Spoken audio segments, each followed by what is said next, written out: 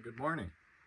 I was just making breakfast here and figured before I go to shore I'd show you what fuckery I had to do with the stove, or keep saying stove, with the fridge, because I spilled boiling hot water on it and that fried it, and it wasn't working for about a week. But there's no way I can get replacement parts out here or get a new fridge, so I needed to fix the one I have, and somehow I got it working yesterday, so I'll show you what I did there. Kind of a fun little electrical project. What had happened was the fridge was under there, which is a really nice spot for it. It fits perfectly, but then the stove is here, and the stove's on a pivot so it can tilt as the boat tilts. And I was making hot water for food, and a wave hit us, and the pot just fell and spilled all its hot water all over the fridge. And then we thought it was okay for almost a day. Then it started just beeping randomly like it was possessed, and then about an hour later we noticed the screen on the fridge was dead and we couldn't get it to turn on, and it was dead after that. So I'll show you what I figured out now. So I've got the top of the fridge all torn apart. You know, normally this is the little control panel with the buttons that covers this PCB here. In here there's just a standard 12-volt fridge compressor. They seem to be all kind of the same thing on all these fridges. It's actually standalone, so there's a heat sink in there that's on the back of another control box. It'll actually switch on and off automatically by itself. It doesn't really need this board. All this board does is act as an intermediary between the thermistor there, the temperature sensor, and the compressor, so that you can adjust the temperature setting that you want to have it set to and turn the whole thing on and off. You could just wire in a few resistors into some of the control pins on here, and then a thermistor, I'm forgetting what it's actually called, a thermostat, you know, a switch that turns on and off at a set temperature. And the compressor would work just fine and cycle on and off automatically. But this just kind of gives you a nice temperature readout on this screen. And it had USB charging, but that's what actually killed it. Was this USB sits in here, faces upright. So when the water landed on it, it got into the USB and shorted out the USB. And you can see, if my phone will focus that close, you can see there's all this corroded bit all around here. So everything kind of in this corner of the board, here, is a 5-volt step-down converter. So battery voltage comes in at 12 to 14 volts in this pin, and then it goes to the 5-volt step-down converter, and everything else on this board is run off of 5 volts. Well, the USB shorted out and got some water around here and fried the 5-volt converter. So when I measured the voltage on the USB, it was actually just reading battery voltage, like 12 to 14 volts, which is really not good. Fortunately, somewhere over here, before that 12 volts could get to the rest of the board, which would have fried the whole thing, there might be some little tiny, you can't even see them on camera, surface mount fuses in there that blew.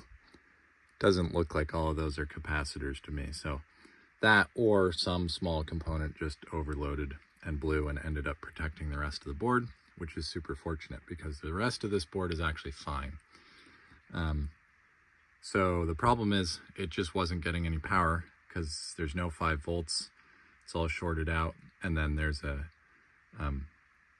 some component blew in there. So there's no power getting to the rest of the board, and I have no 5 volts because the 5-volt converter is dead. All I have is battery voltage at 12 volts. So what I came up with, which is pretty janky, but seems to work. I sacrificed a USB-A cable that I had that I'd actually stepped on and broken one end of. So I cut the other end of this off, which was like micro USB or something. Stripped back the wires so that I could just get power and ground from it. Don't need the signal wires. And USB-A is 5 volts by default. You know, now they have USB-C and power delivery that can do any voltage you want, but USB-A is always 5 volts. So I stripped it back, so now I have the Goal Zero battery down here, which I can charge from the main batteries and has USB ports on it that output 5 volts. So now I have a source of 5 volts to power this board. Fortunately, underneath this tape here, wish I'd filmed this before I kind of got it all cleaned up. Underneath this tape, they've got the programming pins for this chip, which is power, ground, and then TX and RX for communication. Those don't need to be used except for diagnostics and when you're getting the program on this board initially, but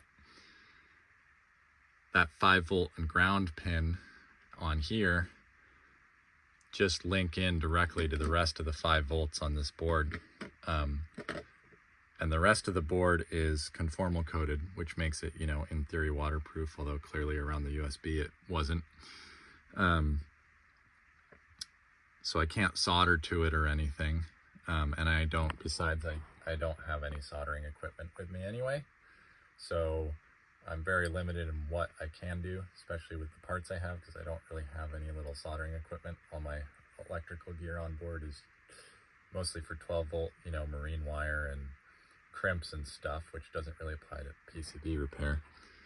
So all I did was I kind of took a little screwdriver and scraped away the conformal coating around the holes for the 5 volt and ground so that I could get an electrical contact.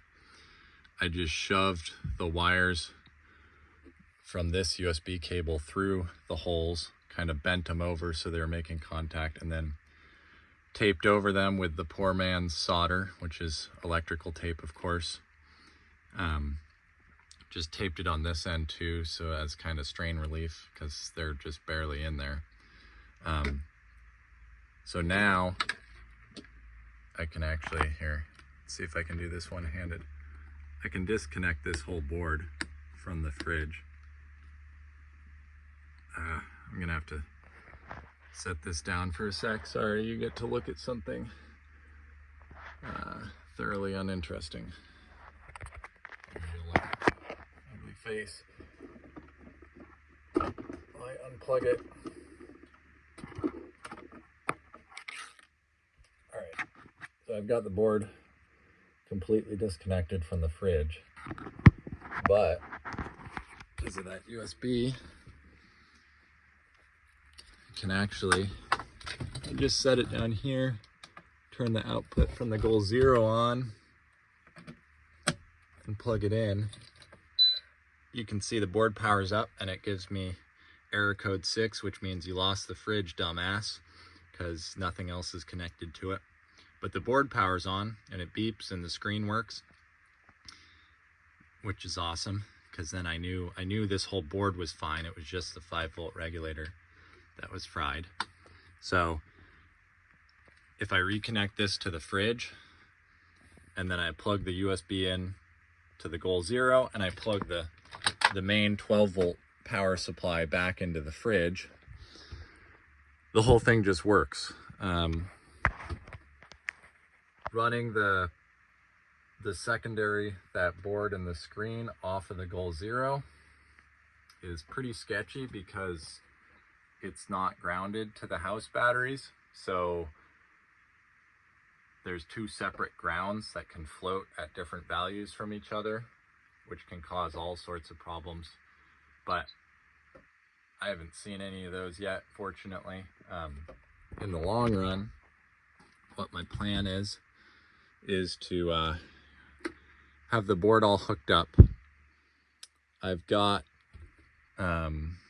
like 12 volt they look like cigarette lighter plugs, but they're 12 volt to USB. So they've actually got a 5-volt converter in them.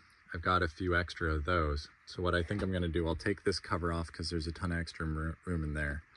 Take the wires off of the inside of this plug and then crimp on another set of wires to the back of this plug that goes to one of those USB 12 volt to 5 volt converters inside of here. And then I'll just plug this cord. I'll run this cord in down through here where all these other ones are going. I'll plug that cord into there, and then it'll all be self-contained. It'll be all run off of this plug again. You won't really be able to tell that anything happened. Still pretty sketchy because you've got those just electrical tape connections and a USB connection in there that's completely unnecessary, but I can't get my hands on any replacement parts, so I have to kind of work with what I have here, which the only thing I can get a hold of is those 12 volt to 5 volt USB plugs. So that's what I got to work with. But I think that'll make it a lot nicer than I'm not reliant on the Goal Zero, that I don't have separate grounds that can float apart from each other. Everything should be hunky-dory.